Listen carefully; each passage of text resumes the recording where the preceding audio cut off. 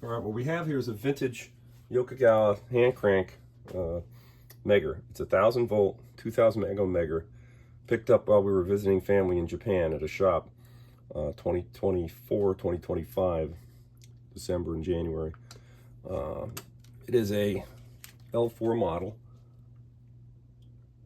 Okay, and interesting thing about this is it was used at a tech school in Japan. Train students. So if it could only talk. All right, there's the data plate from what I understand from the high school. So anyway, we're going to go ahead and show that this instrument still functions even after removing some loose parts that, as I found when purchased, I turned the instrument upside down to listen if there's anything loose inside, and sure enough there was something rattling around. It was evidently this part here had flew out, and when it did, it damaged part of the insulation that was on the windings. Minor damage, nothing major, but I did have to disassemble the instrument to remove this portion of the spring and this other piece with the threaded portion on it, because it would have eventually flown out and did more damage. So that was removed. It wasn't hooked up to anything electrical, so I'm pretty sure that these components were part of a balancing mechanism for the actual rotor. So right now I've got a 10 Megohm resistor hooked up to the output terminals of the machine.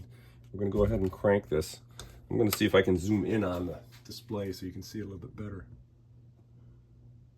Okay, 10 megohms is going to be right about here, if you can see where 10 megohms is. So try to interpolate that as I crank it. It may be a little bit difficult.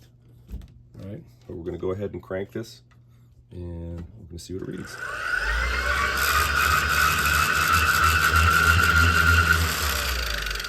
Pretty much right on 10 megohms. All right, so wonderful.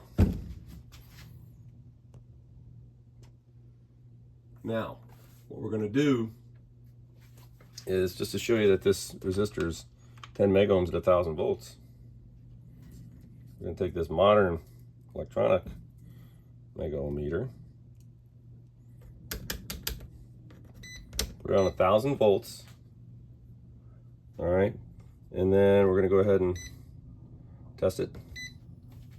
You can see here, this is the voltage applied to the resistor, 1,029 volts, and there's the reading of the resistor, 10 megohms. So yeah, this old vintage instrument reads the same as this newer electronic instrument. So again, the purpose of this video is basically just to document that the machine still works even after removing those parts.